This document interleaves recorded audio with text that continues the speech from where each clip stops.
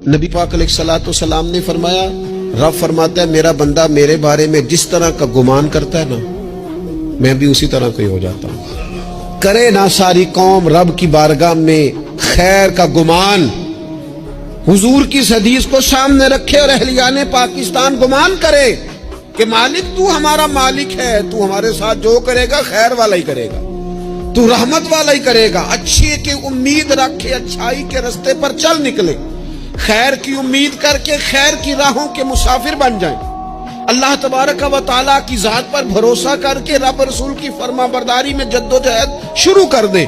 حضور فرماتے ہیں، رب فرماتا ہے بندہ میرے ساتھ جس طرح کا گمان کرتا ہے میں بھی اس کے ساتھ اسی طرح کا معاملہ کرتا ہوں۔ جو مجھے دل میں یاد کرے میں بھی اسے تنہائی میں یاد کرتا ہوں، جو مجھے لوگوں میں یاد کرے میں فرشتوں کی جماعت میں یاد کرتا ہوں۔ وَيَفَذْكُرُونِ أَذْكُرْكُمْ، اعلیٰ حضرت نے ترجمہ یہ کیا ہے، رب کہتا ہے تم میرا ذکر کرو میں تمہارا چرچا کر دوں گا، چرچے ہو جائیں گے تمہارے دنیا میں۔ تم میری یاد کرو میں تمہاری یاد کروں گا، تمہارا تذکرہ ہوگا۔